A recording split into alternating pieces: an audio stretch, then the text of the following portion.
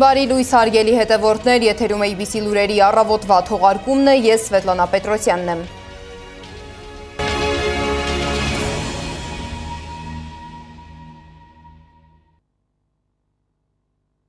Հայաստանի պաշտպանության նախարար Սուրեն Պապիկյանը Թեհրանում է։ Այցի ընթացքում նրան ընդունել է Իրանի նախագահ Մասուդ Փեզեշքյանը։ Վերջինս հայտարարել է, որ Իրանը պատրաստ է լրամշակել Հայաստանի հետ համապարփակ ռազմավարական գործընկերության փաստաթուղթը։ Իրանի նախագահի խոսքով երկու երկրների հարաբերությունները կարող են ել ավելի խորանալ քաղաքական, տնտեսական, էներգետիկ եւ տրանսպորտային ոլորտներում։ Երկուստեք ընդգծվել են նաեւ տարածաշրջանում խաղաղության պահպանման կարեւորությունը։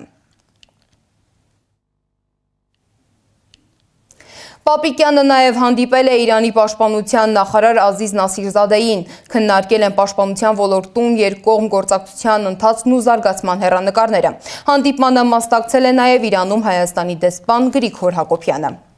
Թեև կողմերը դեռ չեն մանրամասնում, Երևանն ու Թեհրանը քննարկում են արդյոք ռազմատեխնիկական գործակցության հարցերը, Հայաստանում Իրանի դեսպանը նշել է, որ ապագայում հնարավոր է համատեղ զորավարժություններ անցկացվեն։ Նա ընդգծել է, որ հայ-իրանական սահմանը մնում է խաղաղության եւ կայունության ամուր երաշխիք։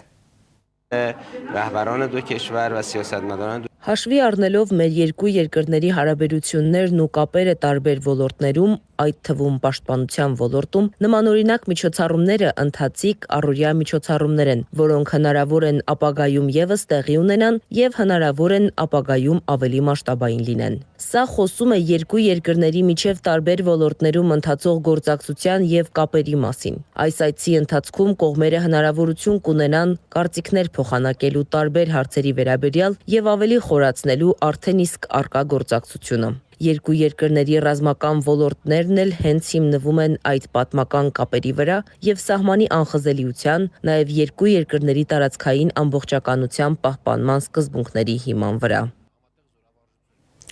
Հայաստանում Իրանի դեսպանը, որը շաբաթներ առաջ դժգոհում էր, թե իշխանությունը թույլ է տալիս հայաստանաբնակ իրանցիներին ցույցեր անել դեսպանատան դիմաց, երեկ արդեն շնորհակալություն է հայտնել Երևանին համարժեք պատասխան տալու համար։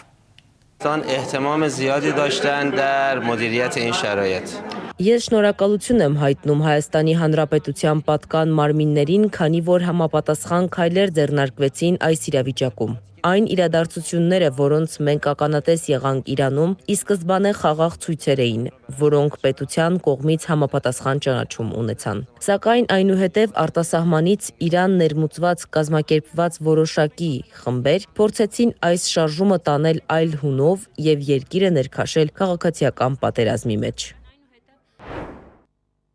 Հայաստանի ռազմական գերատեսչության ղեկավարի այցը համընկավ Թեհրանի շուրջ լարվածությանը։ Միացյալ Նահանգները ուժեր է կենտրոնացրել Իրանի սահմաններին եւ սպառնում է գրոհել, եթե միջուկային ծրագրի շուրջ համաձայնություն չհաստատվի։ Իրանի փոխարտգործնախարարը հայտարարել է, որ Թեհրանը պատրաստ է ձեռնարկել բոլոր անհրաժեշտ միջոցները Վաշինգտոնի հետ հնարավորինս շուտ համաձայնության հասնելու համար։ Միջազգայնագետ Սուրեն Սարգսյանը ընդգծել է, որ ամերիկյան ուժերը 100%-ով պատրաստ են ցանկացած պահի ռազմական գործողություն սկսել Իրանի դեմ։ Նրա կարծիքով Թրամփը ամենայն հավանականությամբ փորձում է ժամանակ շահել ռազմավարական որոշ խնդիրներ լուծելու համար։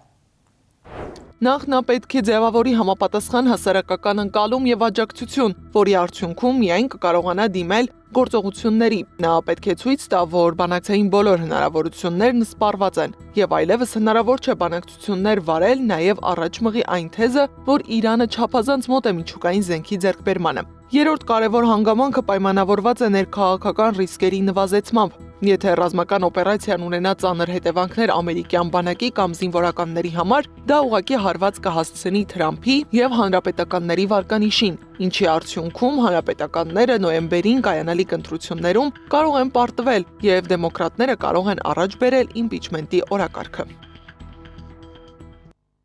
Իսկ Եվրոպական միությունը ռուս-ուկրաինական պատերազմի 4-րդ տարելիցի նախաշեմին պատրաստ է Ուկրաինային տրամադրել 90 միլիարդ եվրո ֆարկ։ Ուկրաինայի նախագահ Վլադիմիր Զելենսկին շեշտել է, որ սա ոչ միայն ֆինանսական օգնություն է, այլ նաև իրական գործիք, որը պաշտպանում է երկրի անվտանգությունն ու ամրապնդում կայունությունը։ Ռուսաստանի Դաշնության արտաքին գործերի նախարարության պաշտոնական ներկայացուցիչ Մարիա Զախարովան նշել է, որ Լոնդոնն ու Փարիզը պատրաստվում են այս տարվա ապրիլին խորհրդաժողովի շրջանակում աջակցել Կիևին միջուկային զենք ձեռք բերելու հարցում, ինչը լրացուցիչ լարվածություն է ստեղծում տարածաշրջանում։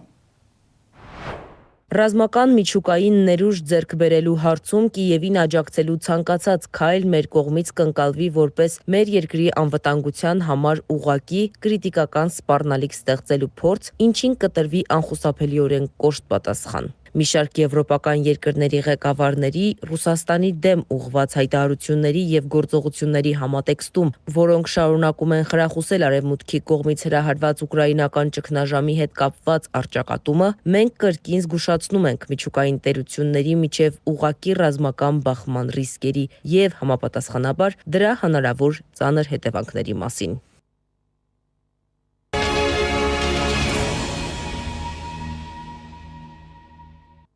Հայաստանում նախընտրական մթնոլորտն արդեն եռում է։ Առաջիկա 1-2 ամիսներին կամբողջանան դաշինքներն ու կուսակցական ցուցակները։ Այս ֆոնին Եվրամիությունը պատրաստվում է օգնել Հայաստանին խորհրդարանական ընտրությունում Ռուսաստանի միջամտությունից խուսափելու համար, տեղակայելով Կրեմլի ապատեղեկատվության դեմ պայքարող հիբրիդային արագ արձագանքման խումբ։ Ազատություն ռադիոկայանի տրամադրության տակ է հայտնվել Հայաստանի արտաքին գործերի նախարարի Բրյուսել հասցեագրված նամակը, որով Արարատ Միրզոյանը փետրվարի 13-ին խնդրել է արագ արձագանքման խումբ ուղարկել Երևան։ ԵՄ նմանատիպ մոտ 20 հոգանոց խումբ էր ուղարկել Քիշնև անցյալ տարվա խորհրդարանական ընտրության ժամանակ, աջակցելով Մոլդովայի իշխանությանը սոցիալական ցանցերում Ռուսաստանից տարածվող ենթադրյալ ապատեղեկության վաղ հայտնաբերման եւ հակազդման գործում։ Իշխանությունն էլ ամենօրյա ռեժիմով զգուշացնում է, որ թույլ չի տալու Գյումրի 2 սցենարը, այսինքն ընդդիմադիր ուժերը միավորվեն ու վերցնեն իշխանությունը։ Ես տեսել եմ քաղաքական գործիչներ, լրագրողներ, խմբագիրներ, ասենց իրանց միամիտ տեղ դրած ասում են, բայց ինչ վատ բան կա Գյումրի 2 սցենարի մեջ։ Դե առավազն մի հատ վատ բան կա, չէ՞ որ ընտրված քաղաքապետը կաշառակերության մեղադրանքով։ Ես շատ անգիստ եմ, երբ որ քաղաքապետերը կաշառակերության մեղադրանքով ձերբակալվում են։ Ես ընդհանրապես մի վարքյան էլի, ներողություն էլի, մի վարքյան։ Ես շատ անհանգստացած եմ, երբ որ քաղաքական գործիչներ, պաշտոնյաներ ձերբակալվում են կաշառակերության մեղադրանքով, որովհետև ես կարծում եմ, որ կաշառակերությունը վատ բան է։ Դե համար լավ կլիներ, որ բոլոր նրանք, ովքեր ասում են, բայց ինչ վատ բան կա, հասկանան, որ վատ բանը կաշառակերությունն է։ Բացի դրանից, բայց ես խնդիր չունեմ ընդդիմությունը, եթե կարողանա, թող միավորվի, ինձ դրանից։ Պարոն Ռուբինյան, Էջմիածնի քաղաքապետը կաշառքի համար հիմա դատվում է։ Մենք կենտրոնացել ենք նրա վրա, որ Քոչարն ու երկու օլիգարխները չպիտի գան իշխանության, որպեսզի մեր երկիրը չվերածեն թալանի բույնի։ Դիտարկմանը, որ իշխանական թիմակիցներից մի քանիսը, օրինակ Էջմիածնի նախկին քաղաքապետ Դիանա Գասպարյանը անցնում են տարբեր գործերով, փոխխոսնակը պատասխանեց, որ իրենք մշտապես մերժում են կոռուպցիան եւ հետևում են օրենքին։ Վերանշանակումից ընդամենը 2 օր անց ձերբակալել են Շենգավիթի թիվ 143 մանկապարտեզի տնօրենի պաշտոնակատար Ռուզաննա Դանելյանին։ Նրան մեղադրում են գույքի հափշտակության եւ կաշառք ստանալու համար։ Դանելյանին իրավապահների ուղեկցությամբ դուրս են բերել հենց մանկապարտեզից եւ տեղափոխել նախաքննական մարմին։ Ըստ սոցցանցերում տարբեր գրառումների տնօրենը նաեւ յուրացրել է երեխաների համար նախատեսված սնունդը։ Իսկ հակակոռուպցիոն կոմիտեն այս պահին իրականացնում է ստուգումներ ոչ միայն նախկինների, այլ գործող պաշտոնյաների նկատմամբ։ Ազգային ժողովի պետական իրավական հարցերի հանձնաժողովի նիստում տեղեկացրել է կոմիտեի նախագահ Արթուր Նահապետյանը, պատասխանելով պատգամավոր Գեգամ Նազարյանի հարցերին, թե ինչ միջոցներով են պաշտոնյաները ձեռք բերում թանկարժեք իրեր, օրինակ $100,000 արժողությամբ բաճկոններ։ Հակակոռուպցիոն կոմիտեն ավելի շատ կամ գրեթե հիմնականում ուշադրություն է դարձնում նախկին պաշտոնյաների ապօրինի հարստացումներին եւ չի նկատում գործող պաշտոնյաների հարստացումներին։ Դուք օրինակ ուսումնասիրում եք գործող պաշտոնյաները թանկարժեք հագուստ, որ կրում են, ինչ միջոցներով են կրում, հետաքրվում եք, ասենք, եթե բաճկոնը, ասենք, $100,000 գերազանցում է, դա նվեր է, թե կարելի է այդ նվերը ընդունել, հանրությանը հետաքրքրող տեսակետ է։ Ինչու է հակակոռուպցիոն կոմիտեի ուշադրությունը գրավում ոչ թե գործող պաշտոնյան, այլ նախկին պաշտոնյան։ Կոռուպցիայի չափելիության հետ կապված էր հարցադրմանը։ Այդ մասով կարող եմ ասել միջազգային մի շարք կառույցներ կան, որոնք գնահատում են կոռուպցիայի ինդեքսը Հայաստանի Հանրապետությունում։ Մենք առանձին այդ մասով ուսումնասիրություններ եւ ըստ էության վիճակագրություն հալային չունենք, բայց կարող ենք ասել, որ բացահայտման առումով ունենք դրական դինամիկա եւ ըստ էության նաեւ համակարգային պայքար կոռուպցիոն երևույթների դեմ։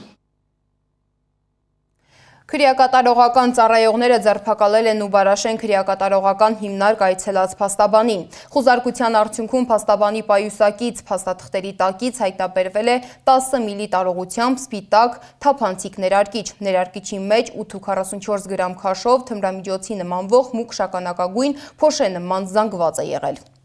Եվ վերջում եղանակի մասին։ Սպասվում են տեղումներ նախալեռնային եւ հովտային շրջաներում անձրևի, լեռնային շրջաներում ձյան եւ ձնախառն անձրևի տեսքով։ Մայրաքաղաքում փետրվարի 25-ից ցերեկը կլինի 12-ից 14, իսկ երեկոյան 5-ից 7 աստիճան տաքություն։